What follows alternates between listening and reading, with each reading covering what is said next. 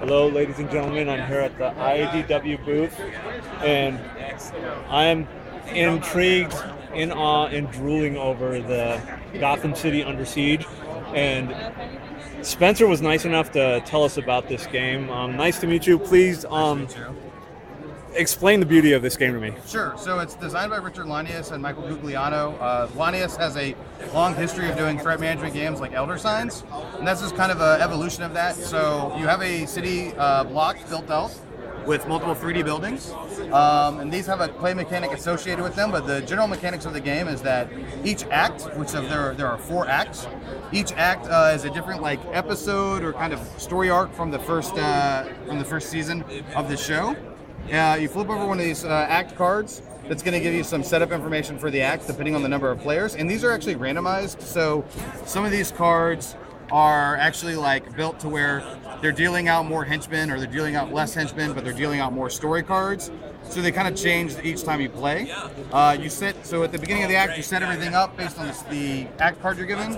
You set out the story cards, you set out the number of villains that go out, and then every player rolls their dice. So Robin here would roll his 4 dice at the start of the act, and those are the dice he's allowed to use as he plays. You'll do things like use your dice to defeat story cards, because story cards have a definitive negative or positive effect at the end of them by completing them. So if you complete this one, you're guaranteeing that a building won't get destroyed. There's other cards in there that guarantee that you'll get an extra bonus die, which makes the game last a little bit longer, gives you more action points to spend. The other option, though, is to go onto the city streets and to fight these thug tokens. And these thug tokens, basically, you roll a die. So, for example, Robin's got a 5 here.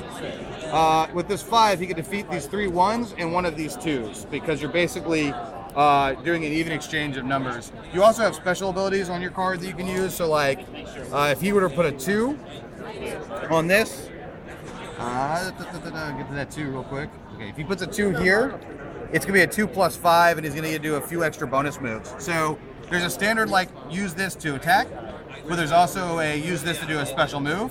How's it going, man? And if you do the special moves, you're going to clear out zones. But also, if you're trying to save the city, and as story cards are completed, you're either protecting or failing to do so. If you fail to do so, then these buildings will get destroyed. Or if you leave thugs in a battle zone, at the end of the round, the thug gets to roll a die. And if it's even, nothing happens. But if it's an odd, like a 3, you automatically destroy a building. So there's a push and pull. Am I completing story cards, or am I just fighting these thugs? Thugs are just a random chance to destroy buildings, but story cards are guaranteed positive or negative effects. Oh, wow. I have so many questions. Okay, playtime. Playtime is 45 to 60 minutes. And number of players?